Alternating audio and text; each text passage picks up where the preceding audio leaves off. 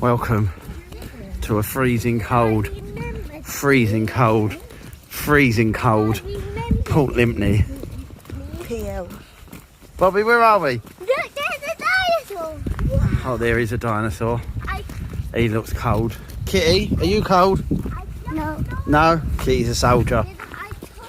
I see a dinosaur. Oh, you see a dinosaur now as well? Yeah. Wow. Here we go. Next time we'll be at the ticket office. No. Over and out. This is the road we got lost on. Very small signage.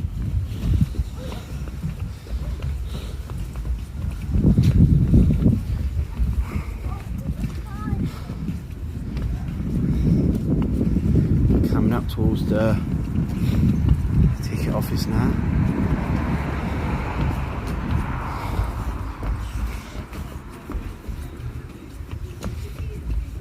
Oh, got someone here coming to greet us. Look, Mum. Look, Daddy. Yeah? A lion. It's not a lion, Kitty, it's a baboon. There. Yeah, it's a big baboon. It is, isn't it? And here we are. I see a dinosaur. Oh, there's another dinosaur. Ah. And there's another one there, Kitty, and a baby one. And there's a mummy. And here's two more dinosaurs. Bobby, you a dinosaur? There's another one. Right, we are now off to base camp for the Jeep Safari. Thank you. Kitty is now armed with a new hat and scarf. Who do you look like, Kitty? Pooh. Oh, you look like Pooh. I've got to go down there.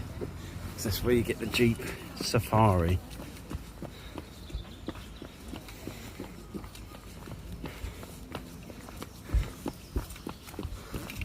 You like it, Kitty? Yeah, I did love Pooh. Should we wait for Mummy?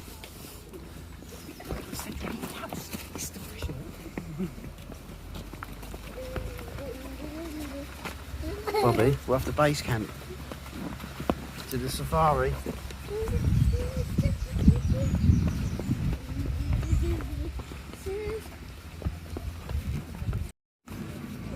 Entrance to base camp. Where's Picnic? Bobby, Bobs? what do you want? What do you want now, Bobs? Picnic. Picnic. All right. Bobby, food is always your priority, isn't it? Is this a safari one? Look. Dan's eyes. No, I think that's a private one. Look, there's the big ones over there.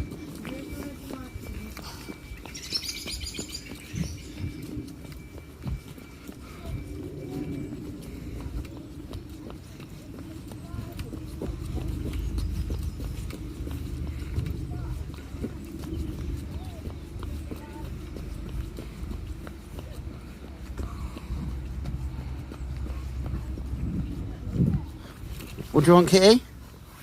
What do you want? Picnic? Oh, so you want food as well. You'd think they're not fed. They're right at the back, you can't really see them.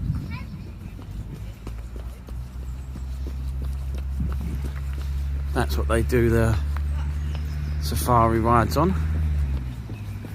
We have done them a couple of times before. Do a Port Lympne dance.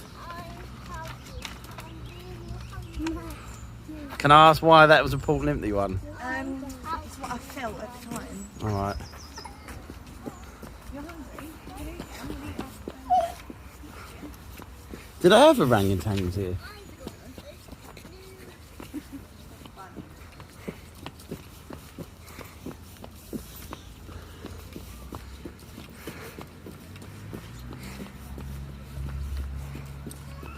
Kitty, this is your first time walking here. You're usually in a pushchair. You're a big girl now. All right, we're going to have your picnic now. Yeah. A good picnic, Kitty? Is that good, Bobby? Nice ham and cheese. Mummy, what you got? Cheese on And brown. brown bread. Cheese Daddy on ain't brown. got anything. You got 2 ham and cheese rolls. All right, then. all right, all right. We'll keep that quiet. Nice, Kitty? Yeah. Yeah. Nice, Bobby? Mm-mm. That's good. Next time we see ya, We're on safari. safari, mate. Over and out. And we are on the Jeep Safari. Bobby, you excited? Hi then guys, hopefully you can all hear me. Although some might say that's would be a bad thing, but I'll let you be the judge at the end of the safari. As we move off, just here on the left hand side is our drill monkey enclosure. And these are some of the most endangered primates in the whole world. They only live in one very small part of Africa, just between Cameroon and Nigeria. They are sadly hunted for food, but also losing habitat, mainly to palm oil production. There's one sat on the log over there. They've only got a very small tail, and that's because they're mainly a ground-dwelling primate. They can easily climb trees, but they spend most of their time on the ground. Where a lot of times they'll actually be eating food that's been dropped by primates further up in the canopy. So we do have a rhino over there on the right-hand side. One of 13 we've got here. I don't know what this one's name is, to be honest with you. There's also a load of red lechway in there as well, a type of antelope. We're going to see quite a lot more of those when we get onto the African experience. I'll talk about those then. Let's have everything I know. Okay. Now just ahead of us on the left is our wolf enclosure. It's home to 3 brothers. They are European grey wolves, and they are the largest wild canid or canine. Obviously humans have now bred dogs to be much bigger than these wolves and heavier, but you will not find larger in the wild. Now we've not had wolves in this country for about 170 years. That was the last time they were seen was in Scotland. There's 2 of them just here on the left now. And we've not had them in England for about 500 years. But they might be coming back.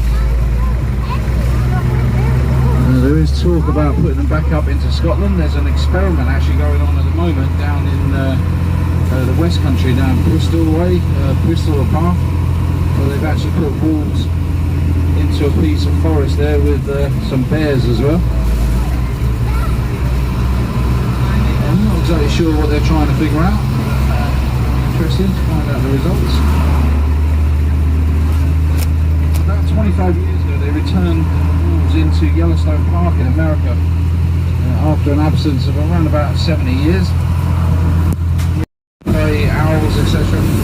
When the wolves moved back in, I will tell you the story of that later. Real character. I think she's down there being introduced to some of the guests that are staying here on a rhino experience by the looks of it. She is an East African black rhino. They are some of the most endangered animals on the planet.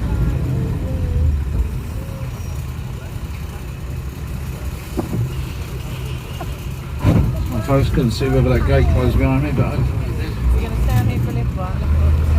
yeah, they are actively hunted for their horns. This is because the rhino horn is used in Chinese medicine as an aphrodisiac. It has no sort of medicinal qualities to it at all because it's made of a substance similar to our hair and nails called keratin. But it doesn't stop the trade, and unfortunately every single year in the wild more of these animals are hunted and killed than are born. So their numbers in the wild, in their natural habitat, is falling every year. But there is a bit of good news because of all the breeding programs that have been going on around the world. Their numbers are slowly improving. So they've gone from sort of 2,500 in the mid-90s to somewhere between 4,000 and 6,000 now. But like I say, this all comes down to the breeding programs rather than people stopping poaching. Rhino horn, unfortunately, is worth more than its weight in gold, diamond, platinum, you name it. So that's why it's driving the market. Now the difference between the white and the black rhino has got nothing to do with their colour. It's actually comes down to the shape of their top lip. The white and the black rhino are very similar in colour. The white rhino usually is a little bit bigger, but it's not. The black rhino has got a pointed top lip, and that's because they tend to eat leaves, so it's a bit more dexterous. Whereas the white rhino, which hopefully we'll see in a couple of minutes, has got a square top lip. That's a grazing animal, so it eats grass. The names actually came about because of a misunderstanding of a word. When the Dutch settlers went down into Africa, they called the white rhino the wide rhino, talking about the wide mouth. But the word in Dutch must sound like white because we thought, the English thought that they were saying white, so the rest is history. It came about because of a mistake. Now we've got some capybara just over on the left by the shed. They are the world's largest rodent. They're very good swimmers. They can actually hold their breath and swim underwater for about 5 minutes. So I don't know if you can see from here, but they've got partially webbed feet. And closely related to guinea pigs. So a lot bigger than a guinea pig. These weigh up to about 70 or 80 kilos. You've got a flightless bird just up there called a rhea. One of only 2 types of rhea in the world, both from South America. And the animals that look like llamas are called vicuña. And they've actually got the finest and most valuable wool of any animal in the world. It's very expensive. To get a scarf made out of their wool, you're probably looking at £2,000 or £3,000. It's normally only sold mixed with another type of wool, usually cashmere. Over in the shed there, you can see a couple of tapirs. They are Brazilian tapirs. Another animal is a very good swimmer. They can hold their breath. There's not so much they hold their breath, they can actually lay underwater and use their noses as like a snorkel, so they can turn their nose upwards and breathe even though they're completely underwater. Now down on the right hand side, unfortunately he's in a bit of an awkward place, but just in the corner of the shed down there is Zuko. At least he's standing up. You should be able to just see this difference between the shape of his mouth and from the other rhinos that we've got here. He was our first white rhino we've ever had here. He arrived in October, so not been in with us much. He's still growing, but when he arrived he was about 1,800 kilos. So it makes him the largest animal we've got here. When he first arrived, for the first sort of few weeks, we kept him in a shed just ahead of us. And that was so that he could sort of get used to his new environment and de-stress. Rhinos can suffer very badly with stress and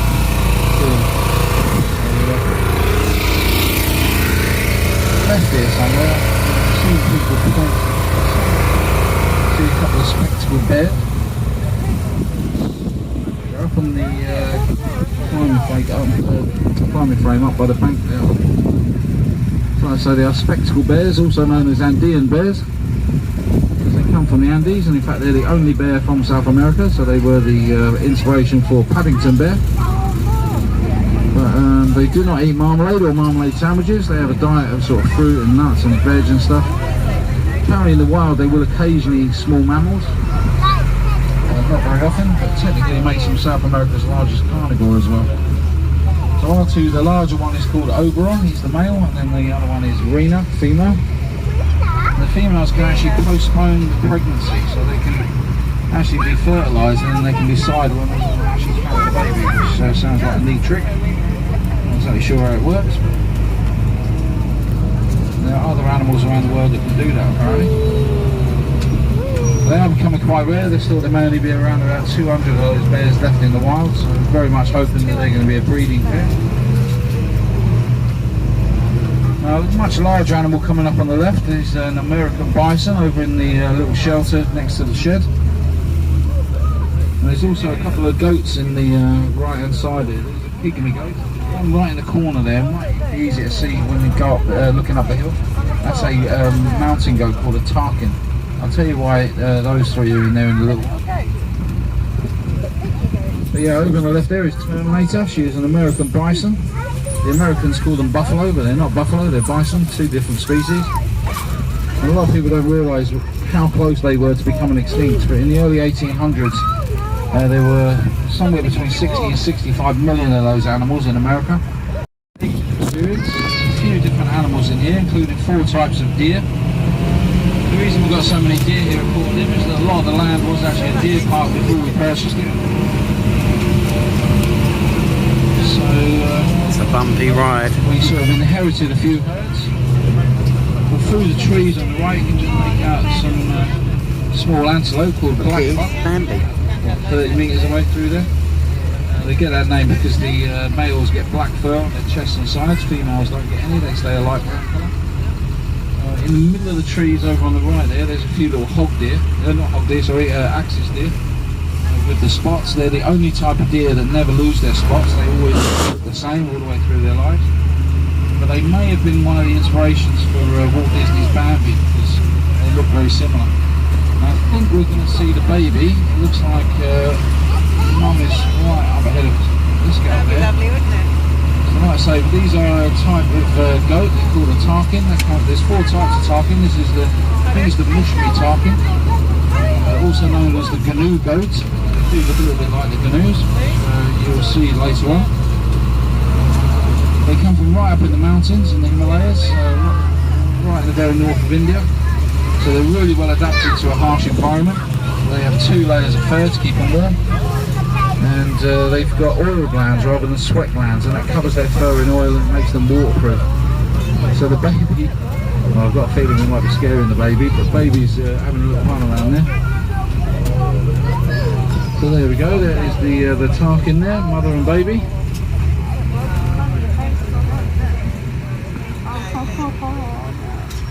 And they also have a large sinus cavity in those big noses, filled with blood vessels, so when they breathe in, before the air gets into their lungs, it circulates through the sinuses and it basically gets warmed up, so they're never breathing in freezing cold air. But, like I say, can be quite aggressive. As you can see, very sharp horns, causing a bit of a traffic jam here, guys, and I don't want to scare the baby as well by sitting right next to her too much. That's normally the procedure, so we'll carry on. Good news is we've got a few giraffe out. They weren't out earlier, it was a bit too cold for them, a bit windy. It's sort of warmed up a bit, so they've come out. But before we see the camels, we've got a few, giraffe. There's a few camels here. They're Bactrian camels, the largest in the world. And not only can they last about 3 months without drinking water, those camels will also eat pretty much anything. Anything organic that has grown or is growing, they will eat it pretty much. So if you look at all these trees down here, they've had the bark off of them. That's the camels, they'll eat thorns, thistles, brambles. They've started eating the shed over on the right hand side, they're eating lumps out of the corner. And then these deer on the left here, these are called Père Davids here. Named after Père David, a gentleman who brought them into Europe just over 200 years ago. Turned out he's lucky that he did, because about 60 years after he introduced them to Europe, they actually were flooded out in China. So if it hadn't been for that one man, they would be extinct. And they're unusual because Père Davids here actually got 2 sets of antlers every year. The male's antlers come off every 6 months. Oh, that's why that one at Wildwood ain't got antlers now. Yeah. Okay, on the left there now we can see our giraffe house. A few of the giraffe out. We do have 9 giraffe at the Sorry, I'm moment. just trying to unclick the seatbelt. Their names are Kilian, Sebastian and Satanto. Those 3 are all males. They've all been neutered because they're a cross between 2 different types of giraffe. Our breeding male is Valentino, perhaps ironically. Thank you. Then we have 3 females, 2 adult females, Lihana and Luna. And then they've got 3 babies, Kakora and Mawezi, about 3 years old, and the newest baby is about a year and a half, nearly 2 years now, and her name is Kianga. They're completely unique giraffe. They walk in an absolutely unique way. They're the only 4-legged animal that lift both legs off the ground at one time when they walk, and then both legs on the other side, rather than legs on opposite sides. There is no other animal like a giraffe. The closest relative is an animal called the okapi, that actually looks more like a zebra. Now the building is a very important building, and so it's obviously there to keep them warm in the winter. And if it gets too cold, giraffe can get in a lot of trouble, so if it gets very cold, quite often they will be shut in. And that's really the only time that they're sort of locked indoors. It's for their own safety.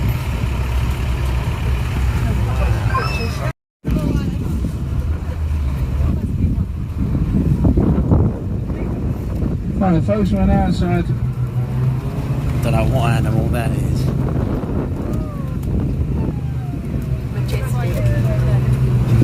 So we're now inside the African Experience. This is the largest single area we've got here at Port Lim. It's around about 120 acres in size, and we've got over 300 animals here. We move just down on the right hand side, another type of antelope, a quite small one. It's called a blesbok. Quite dark brown, it's only about 10 metres from Sorry the about height. that. I do use The whole thing's moving. Oh God. But that is a blesbok. The name is Afrikaans word, it means blaze antelope. And it's got an Afrikaans name because the only country you would see that animal in the wild is in South Africa. I think it's only the western part of South Africa. The name comes about for the white flash on its face. That's where the blaze name comes from. And we are quite lucky here. We've got 3 kind of separate environments for the animals. Along the bottom of the hill, it turns into a bit of a wetland. It really, all the water obviously drains down off the hill. It does dry up a lot in the summer. Sort of autumn, winter, spring, very wet. Up the middle of the area here on the left is a big open grassland that extends along the top of the hill. And a couple of 100 metres ahead of us is a fair sized wood as well. There are 3 different environments for the animals. I did tell you about Rosie.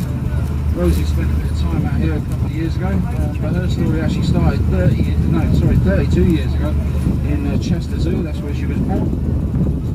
She spent a few years there. She then moved to London Zoo, and she came to us in. Sorry, one second.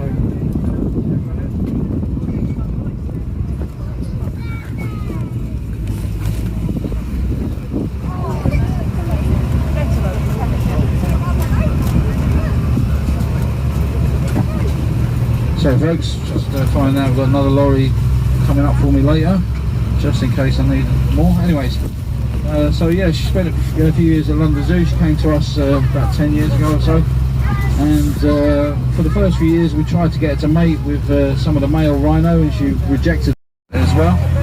And then unfortunately she started basically running into trucks, including my own one. I did say she tried to kill me. She came running up towards my cab, snorting at me.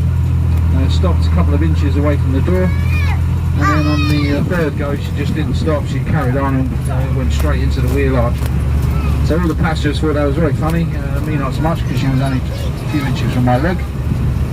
And then unfortunately after that she started hitting the Land Rovers as well, and that's when she had to come out of this area because she was getting just too dangerous. She's not going to do a lot of damage to the truck like this, dent it or something, but a Land Rover she could turn over, and she actually lifted the Land Rover up one day. She put her nose underneath one side and stood up, lifted it onto his opposite 2 wheels, and there were 8 people inside, so they were not too excited. So she's much happier now. She gets loads of attention. You can actually go and feed her if you wanted to. You can do a rhino stool, sparring, go and meet her. I was lucky enough to go out a few weeks ago. She could feed her some carrots and parsley. She made friends. She gave me a kiss, and I've forgiven her for trying to kill me, so all was good. And I think she was just too old before she came out. I think she was just too set in her ways. Now these antelope here on the left are called eland. There's quite a few of the eland. They might be up in the trees. Keep your eyes open as going around. It is difficult for me to see up the hill. But they are the largest antelopes in the world, apart from one. The one that's ever so slightly larger is called the giant eland. So pretty much the same animal. And even though they're a big animal, they can jump over 6 feet in the air. And the eland have actually got some sort of a mechanism, something in their legs. They can make kind of a clicking sound. There's a couple more up the hill there. And it's thought that this clicking sound is so that if they're sort of travelling together at night time or through dense bush or forests, that they can make this noise and they can stay together even if they can't see each other. Now there's a lot of potholes along there, folks, and there's really not much we can do about it. The water table is so close to the road along here that every year they get filled in really well, and the spring all flattened out. It's quite nice for a while through the summer generally, but then come the winter it gets wet again, and it all starts sinking down, and they can't even put concrete down because the chances are the same thing will happen, and we just end up with a load of wrecked concrete. So we just sort of have to put up with it in the winter, unfortunately. Do you like it? But then I suppose it is an African experience, so my experience, some of the roads in Africa can be even nice. God. I still drive at 70 miles an hour along them. Now, as well as the sort of exotic animals and birds we've got here, there are plenty of birds and animals that are native to Britain. So around this section we sometimes see a tawny owl. There are also stoats as well that live here. I've seen quite a few stoats. Somebody actually told us that they saw a mink recently. I'm not even sure what a mink looks like, to be honest with you, but apparently there are minks. We've got some more axis deer over on the left there, or at least one that's usually might be amongst the trees. A few more of the red lechway.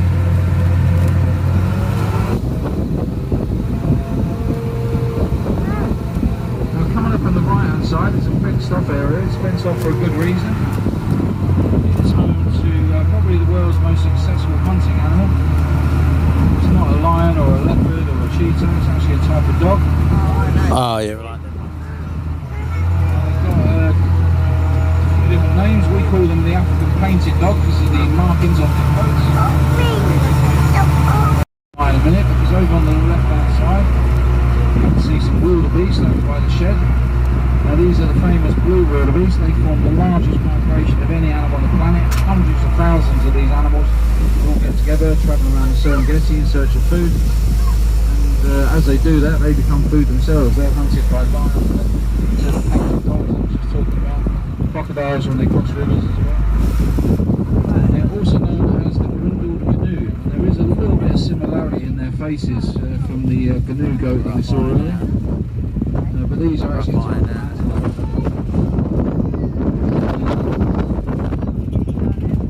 there's also, by the hay rack here, there's a white animal. There's also a red lechway. There's about 5 or 6 of the white ones. Now they are very, very rare in the wild. So as you can see, they, compared to the other ones, they stand out like a sore thumb. So unfortunately, they do tend to be the first ones hunted.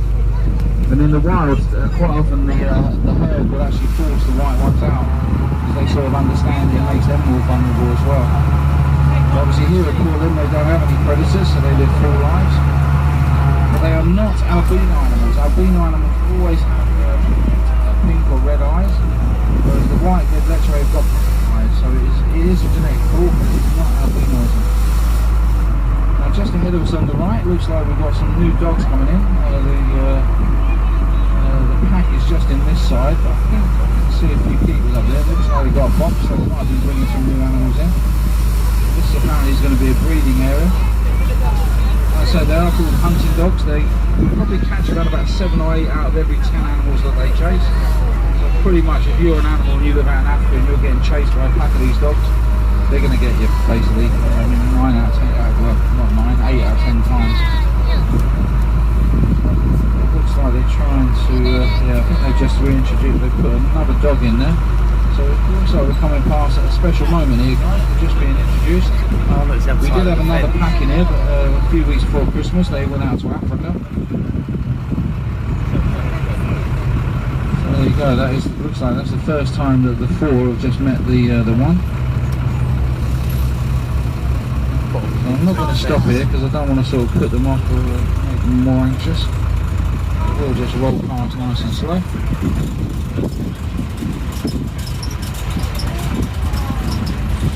Although they are dogs, they don't bark. They've got a whole range of noises they do make. Barking sound.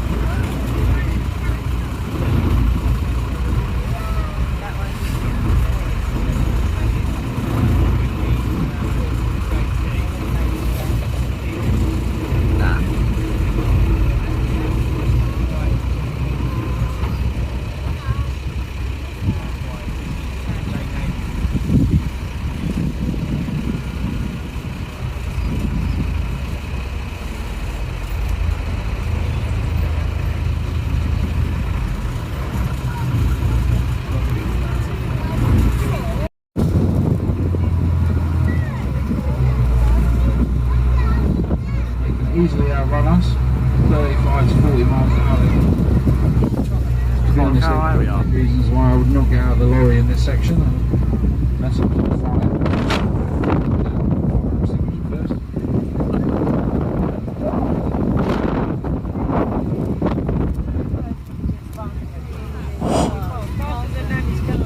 A few more of the inlet down on the left hand side. Sometimes in this area, the next sort of 50 metres, you sometimes see some brand new baby deer called cock deer. It seems that they kind of use this area to give birth. So on the more occasion I've come along here and there's been a brand new baby down in amongst the grass. Just watching actually ahead of us on the left, where you see the zebra having a run around just about 20 metres away. Going down the hill. I think one just got kicked in the face actually. And these are Chapman zebra. First thing, as you came back, someone asked me a question a while ago, about 3 or 4 months ago, and the question was this: are zebra black with white stripes, or are they white with black stripes? Now, at that time I didn't have a clue, so that was my first answer. To be fair, I said I don't know. I normally say if I don't know something, but the young lady who asked me the question was kind of giggling at the time, so I thought she was asking me a trick question. I made up an answer and said probably the grey with black and white stripes. Shouldn't have done that, it's not the truth, and apologise to that young lady wherever she is. But I did go and find out, and it turns out they are definitely black with the white stripes. And the way to tell is if you look around their noses, you can see the true colour of their skin and fur. So it's the stripes that are white. And there is one other place on a male zebra you can find out their true colour. I'm not going to tell you where that is, there are children on board obviously. I'm sure you can figure it out yourself. And the other thing I found out is that their stripes, as well as being a sort of camouflage, which works best when they're in a large herd, where it makes it difficult for an animal to sort of separate, a predator to separate a single zebra from the pack, as it were. But their stripes actually help to keep them cool as well. And the way it works, because you've got black stripes which are absorbing heat and white stripes which are reflecting heat, the difference between the two basically creates a movement of air, and it's that movement of air that so yeah, lots of things going on. Look forward to seeing Zuko out here.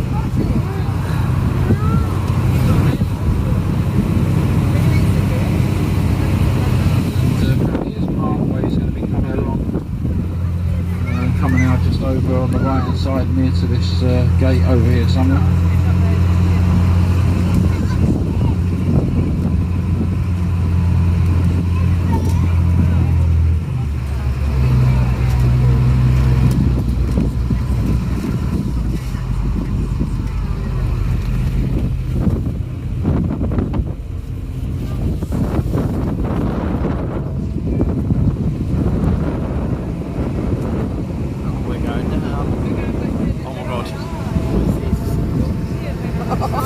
Dad.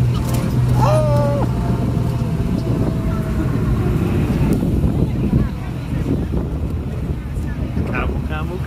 It's actually quite a reasonable view today. You can see France over there. You can see the hills. You can see a nice view of Dungeness Power Station in the distance. It's about 20 miles away. We've had days in the last few weeks where you couldn't even see to the bottom of the hill. Chosen the best day to come, I reckon.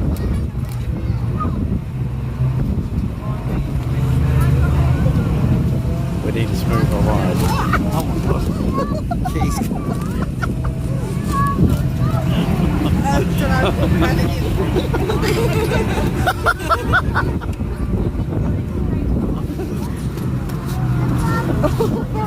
I've got you, kitty, don't worry. I've got you, kitty. Don't worry.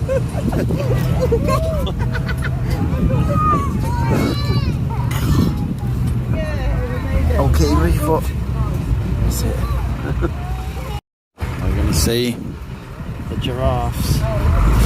Ones with the long necks, not the long arms. On the left hand side we have Chavorsky horses somewhere. In the field actually, I'll talk about those in a little while. Here they are, kitty, look. Look at the giraffes. Look at them. Too much. Look at them. They're so long. There's another one. And there's another one. Look. Got a very rough tongue. The lips quite dry.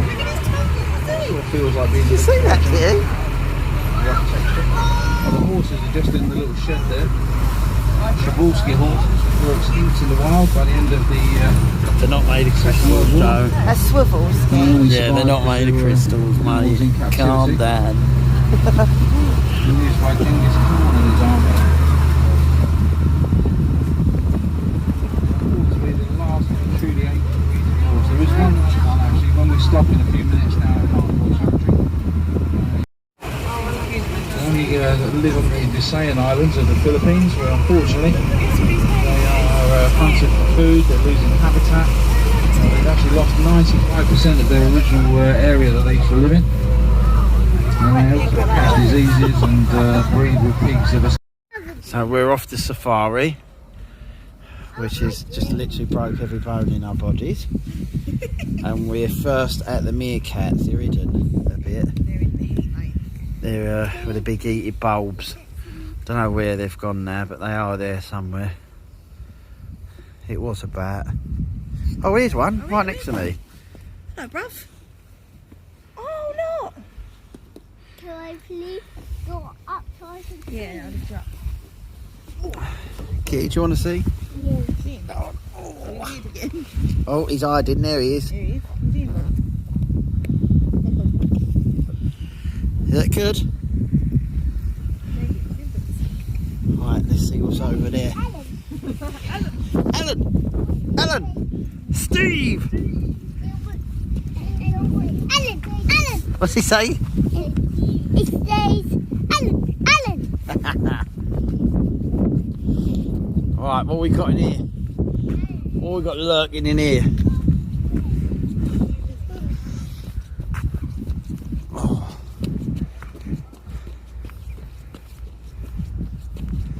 Well, that's closed at the minute, so we ain't going in there. Nah, mate, it's closed. Got a big sign.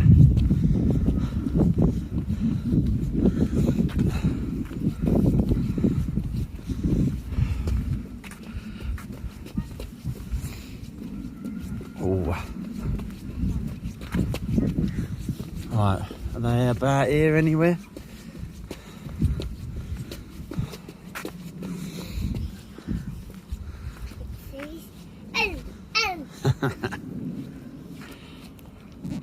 Oh look, it's Bowie. There he is, Bobby, look, nice and happy. Can I see you now? Let's have a look, see if we can see one. I don't know if we're going to see one. It's a bit cold now.